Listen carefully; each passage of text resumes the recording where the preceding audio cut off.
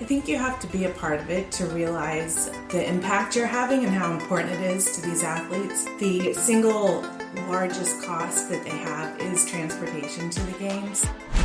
They're high-paying jobs, they're good jobs, and they come with a tremendous amount of benefits.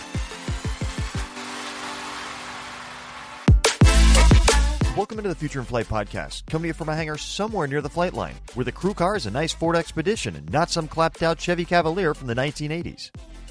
I'm your host, Sean Starker. On today's show, we've got two incredible stories that prove aviation is way more than just moving metal through the sky. First up, we're taking you inside the world's largest peacetime volunteer airlift. Picture this, over 130 private and corporate jets coordinating across multiple states, landing within minutes of each other, all to transport Special Olympics athletes to compete on the world stage. We'll hear from Shannon Peterson at Textron Aviation about how they pull off this logistical masterpiece that gets priority over everything else in American airspace that day. Then, we're heading to St. Louis to discover how the aerospace industry is creating pathways for the next generation. No college degree required. We're talking six-figure salaries, paid training programs, and companies bringing opportunities directly into high schools. And finally, we'll preview the Affordable Flying Expo in Lakeland, Florida, where the new Mosaic rule is making flying more accessible than ever before. So strap in, stow those in-flight snacks, because we're about to take off.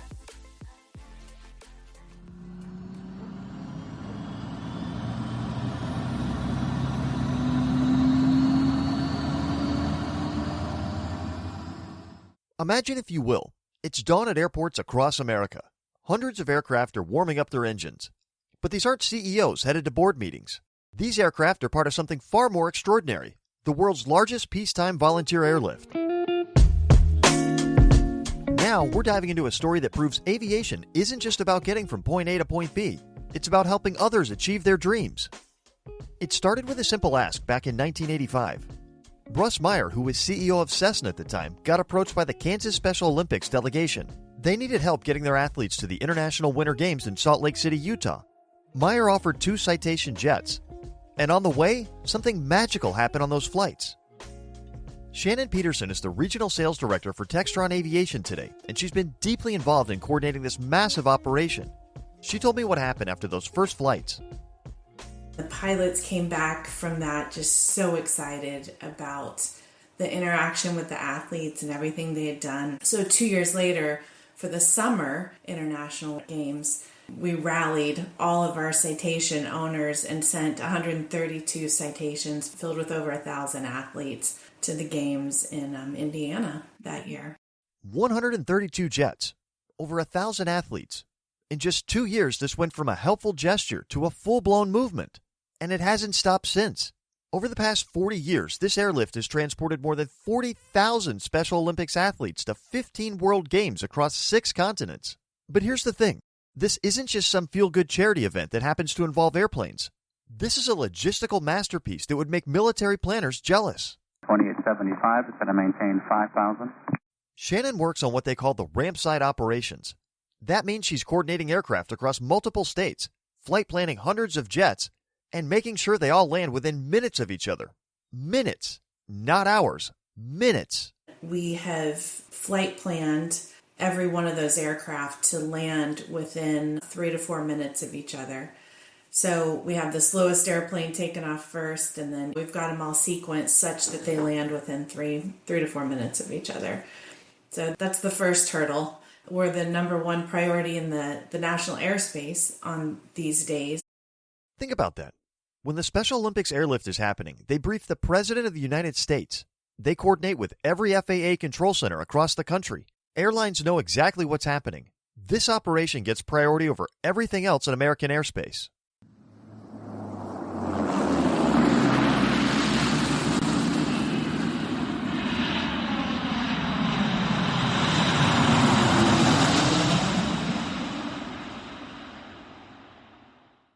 Each aircraft gets a special call sign, Dove, Dove 1, Dove 2, Dove 3, and so on. The first plane to land, Dove 1, is always flown by someone that represents Textron's values. It's gone to companies like Wheelan Engineering and Coca-Cola Consolidated in the past. It's prestigious, it's exciting, and it sets the tone for what comes next. Dove 1 is very exciting, the first aircraft to land. And from that moment, for about the next 10 hours, it's just nonstop joy. You know, a lot of these athletes have never flown before, much less in a private jet. So they're very excited. We set up an athlete welcome center when they're landing at St. Paul next year that has cheerleaders and DJs, and you know, we'll bring in high school marching bands, anyone to keep up the energy and help celebrate them.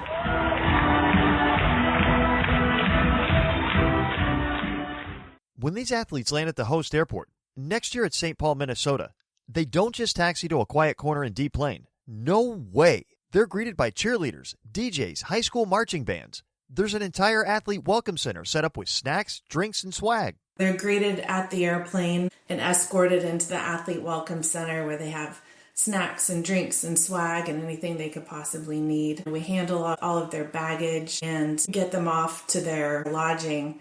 But the whole path through that event is just everyone stopping to cheer them on, from the FA controllers that are there to the marshalers to the tug drivers.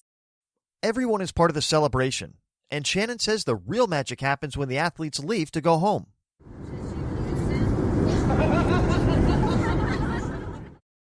What's even more exciting than them landing at the games is when they depart home with all their medals, and they're showing us all the medals they won. And it's a big tradition to share pins from the games, and just hearing what a successful week they had. I think that's always the highlight for me.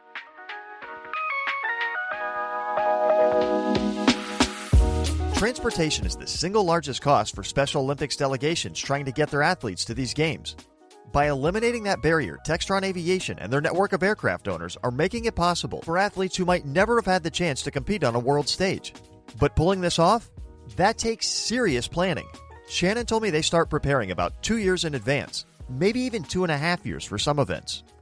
With all the technology we have today, we're doing a better job than we did years ago with documenting our tasks, so that it's a little bit easier for 2026 than it was in 2022. We're creating a team that has mentors. So as I'm doing these tasks, there's other people that also know how to do the tasks that I'm doing. They use virtual training to prepare everyone, from volunteer pilots to line service technicians to tug drivers. Every taxi route is mapped out. Every parking spot is assigned. Every safety concern is identified and mitigated. Shannon says it's choreographed down to the minute.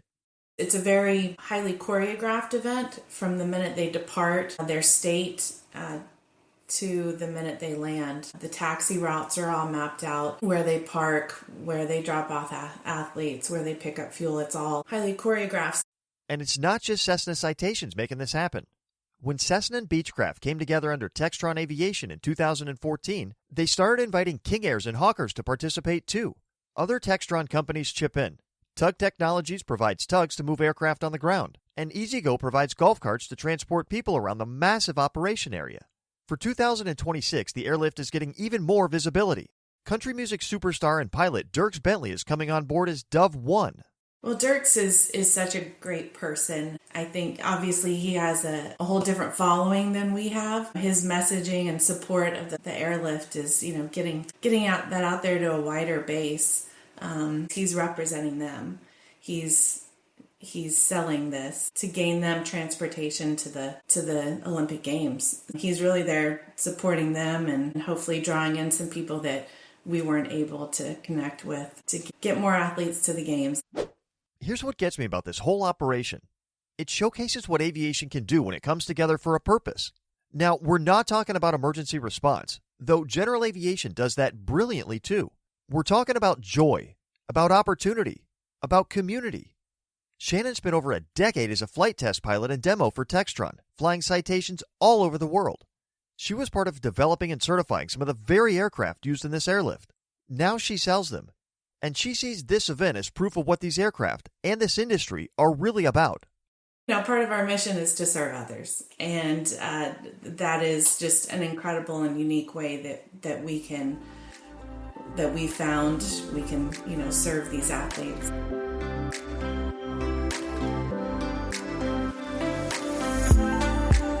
"40 years, 40,000 athletes, hundreds of aircraft, thousands of volunteers, and at the center of it all, joy. Pure, unfiltered, contagious joy. The Special Olympics Airlift proves that aviation isn't just a tool for business or transportation. It's a force for good. It's a way to knock down barriers. It's a reminder that when we work together, pilots, controllers, volunteers, companies, we can create something truly legendary. Up next, we take a trip to the gateway to the West and check out some of the amazing things happening in the St. Louis area aviation industry.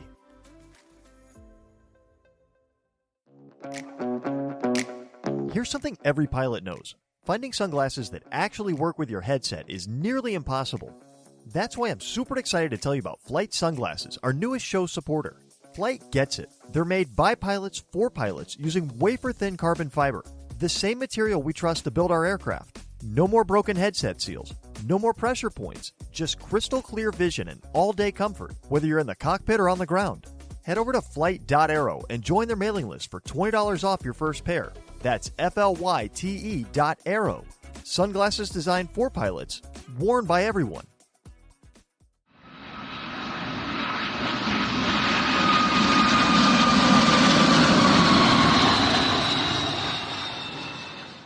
Imagine you're 18 years old, fresh out of high school, and you just landed a job making $50,000 a year.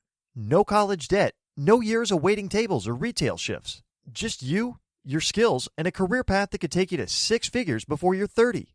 Sound too good to be true? Well, buckle up, because today we're flying into St. Louis, a place where aerospace isn't just an industry, it's an entire ecosystem. And the best part? They're not just building planes, they're building futures.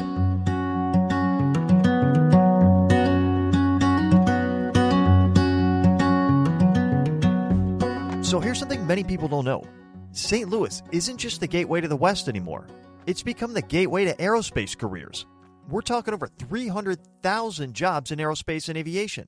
That's not a typo. 300,000 jobs, all centered around a network of airports that work together like a well-oiled machine. I sat down with Mary Lamy, Executive Vice President of Multimodal Enterprises at Bi-State Development and the St. Louis Regional Freightway. Before you click away thinking, boring logistics stuff, hold on, because Mary's story is about something way bigger than freight and airports. It's about how an entire region decided to crack the code on getting young people into high-paying careers without the traditional four-year degree path.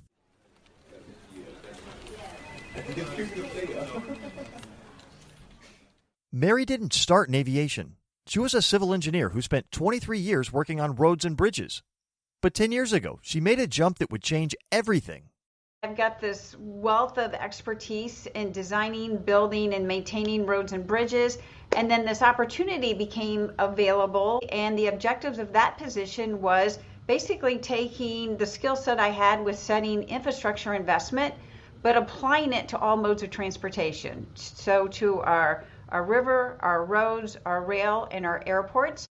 All modes of transportation. Think about that for a second. When you order something online and it shows up 2 days later, you probably don't think about the symphony of coordination that made that happen. Trucks, trains, barges, and planes all working together. And here's where it gets interesting for anybody thinking about a potential career. All those connections, they create jobs. Lots of them.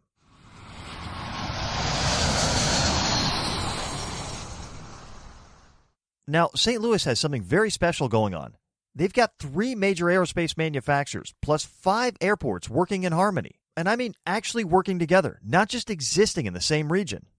We have over 300,000 jobs in aerospace, that workforce, but they didn't realize they're all centered around those airports. So it's not just about the aviation and the jobs, it's the fact that they're supporting these aerospace jobs. 300,000 jobs. Let that sink in for a minute. That's more than the population of cities like Buffalo, New York, or St. Petersburg, Florida. And get this, when COVID hit and commercial aviation tanked, the General Aviation airports kept thriving. Why? Because the ecosystem is diverse. It's resilient. In 2023, they announced $5 billion in infrastructure investment. That's billion with a B. And it's creating 1,000 new jobs over the next 5 to 10 years. Boeing is investing on both sides of the river. Gulfstream has invested $28 million. Westar has invested $20 million. And so we're experiencing that growth now. But because our region has been so successful with delivering that workforce, It's making it really easy for those companies and the airports to focus on how they're going to continue to expand. Notice what she said there? The region has been successful with delivering that workforce. That's the secret sauce. Companies invest billions when they know the talent is there. But how do you create that talent pipeline? Remember high school career fairs when people would just hand you those generic pamphlets about different jobs? Yeah, Mary and her team threw that playbook right out the window. They created something called career roadmaps, but these aren't your typical career guides. These are GPS systems for getting from high school to high-paying jobs with every turn mapped out. We have one specifically for the aerospace manufacturing, one for aviation, and basically it tells you what the jobs entail, what the earning potentials are, what jobs are posted. So there's a link, you can go directly on that. It includes contacts, it will include videos.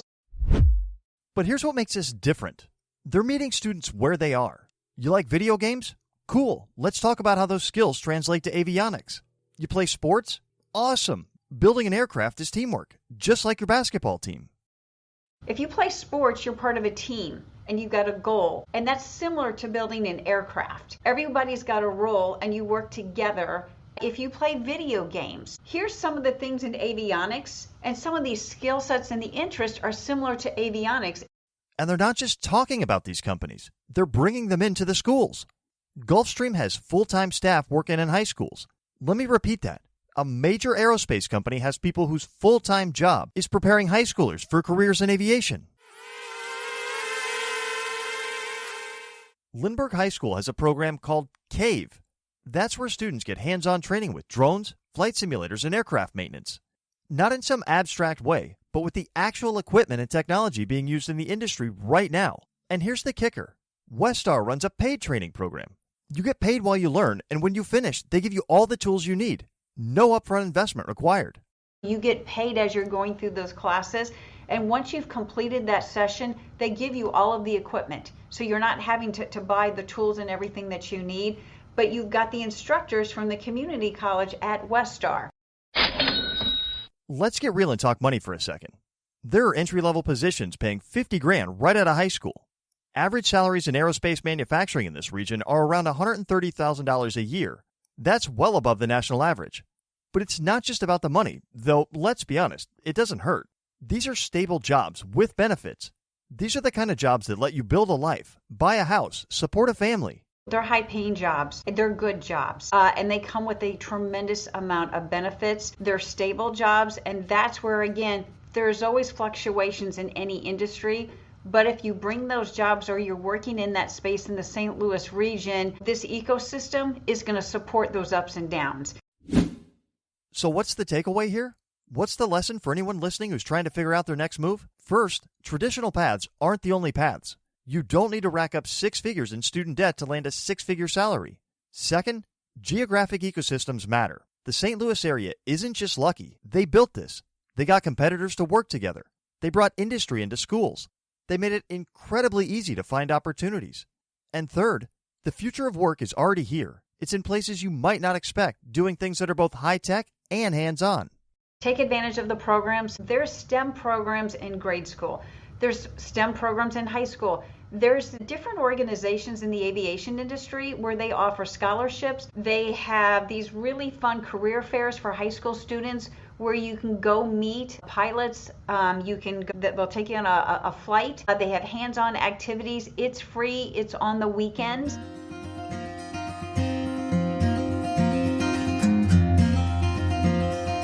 The aerospace industry is investing billions in the St. Louis and Southern Illinois area, and they're looking for the next generation to help build that future. Maybe that's you. Maybe you're sitting there right now thinking, I had no idea this was even an option. Well, now you do. If you want to learn more about these career pathways, check out aerostl.com/jobs or thefreightway.com. All the links will be in our show notes. And remember, your runway to the future doesn't have to look like everyone else's. Sometimes the best flight path is the one you didn't even know existed. Stick around as we preview the very first Affordable Flying Expo coming up next.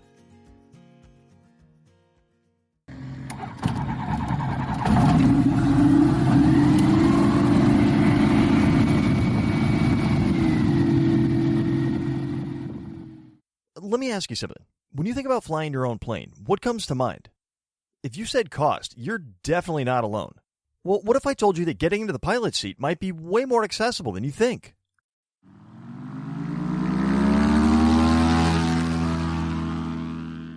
Today, we're heading to Lakeland, Florida, where something pretty cool is about to happen.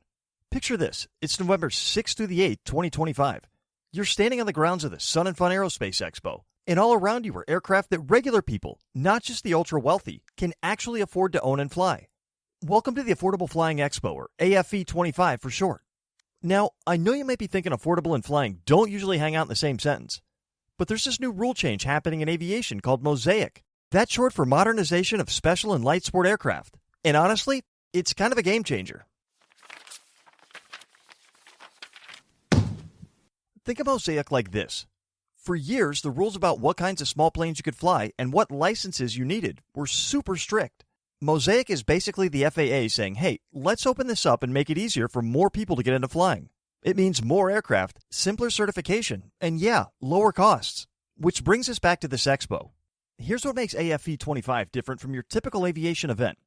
You know those huge air shows where you watch impressive stunts from a distance, eat an overpriced hot dog, and maybe take a selfie with a fighter jet? Yeah, this isn't that. The organizers, Aero News Network, are specifically saying no air show distractions here.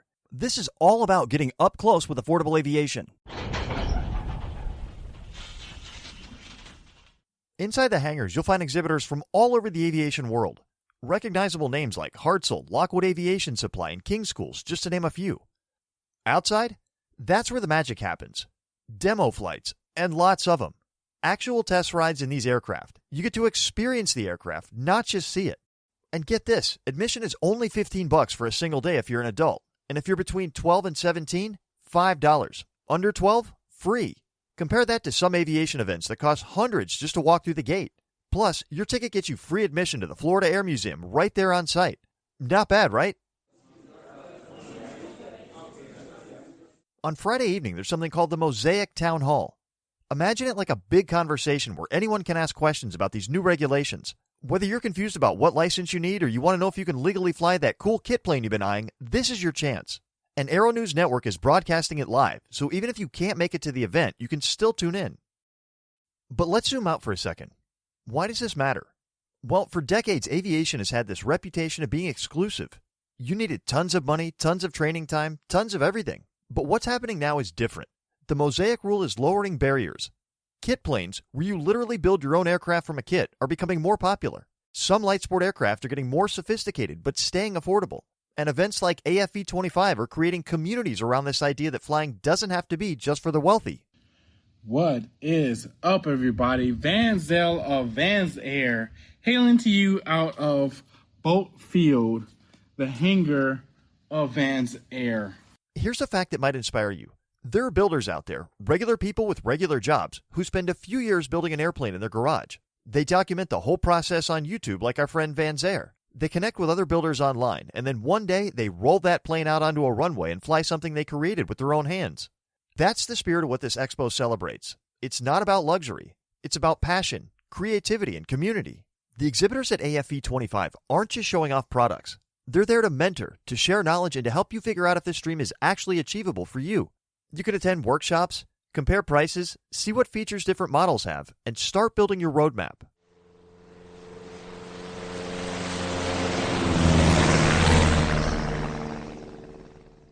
And here's something awesome. All the profits from this event go to the Aerospace Center for Excellence. So you're not just attending an expo, you're supporting aviation education and the next generation of pilots, engineers, and aerospace professionals. Look, I'm not going to pretend that flying is as cheap as buying a used car. It's not.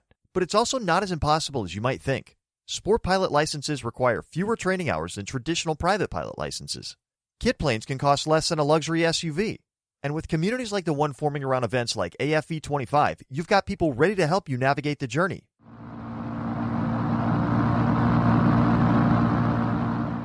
So if you're in Florida in early November, or you know someone who's curious about flying, check out the Affordable Flying Expo, November 6th to the 8th at the Sun and Fun Aerospace Expo campus. It's where Mosaic becomes a reality.